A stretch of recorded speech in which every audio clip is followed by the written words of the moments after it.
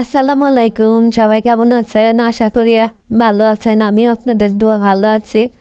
আজকে আপনাদের জন্য আমি একটা ঝটপট রান্না নিয়ে আসলাম। সেটা হলো করলা দিয়ে মাছের ডিম রান্না করা।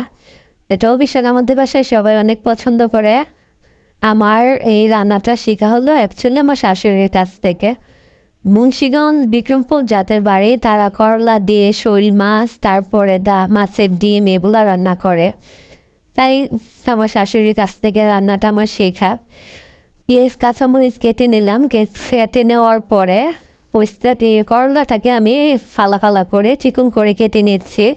কেটে ভালো করে ধুয়ে পরিষ্কার করে নিলাম। এখন আমি মাছের ডিমটাকে রক ছাড়িয়ে নিতেছি ভালো করে, রকগুলাকে দেখে দেখে পরিষ্কার করতেছি এবং রকটাকে পরিষ্কার করে আমি হাত দিয়ে মাছের ডিমটাকে কষাইলে একদম জোড়া জোড়া করে ফেলছি। তারপরে একটা কড়াই বসিয়ে দিলাম, কড়াইয়ের ভিতরে আমি সব মশলাগুলো কষাই দিয়ে আমি আমার করলাটাকে ছেড়ে দিচ্ছি। করলাটাকে ছেড়ে ভালো করে কষানো হয়ে গেলে আমি মাছের ডিমটা দিয়ে দিব। দেওয়ার পর আপনাদের কাছে আমার একটা চাওয়া, আমার ভিডিওটাকে লাইক কমেন্ট শেয়ার করবেন, আপনার আমার চ্যানেলটাকে সাবস্ক্রাইব করে দেবেন। আমি একটু জিরার ফাঁকি দিয়ে নিচ্ছি এবং আমার কোনো ভুল টুলে ক্ষমা করে দেবেন। এবং আমার তরকারিটা একদম মাখা মাখা হয়ে গেলে আমি তরকারিটাকে নামিয়ে ফেলবো। আর সবার কাছে একটাই রিকোয়েস্ট, আমার চ্যানেলটাকে সাবস্ক্রাইব করে দেবেন, এটাই আপনাদের কাছে আমার চাওয়া।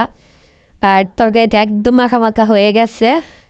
আল্লাহ হাফেজ আমার ভিডিওটা দেখার জন্য। আর সবাই আমার জন্য দোয়া করবেন, আমিও আপনাদের দোয়া করবো। আল্লাহ হাফেজ।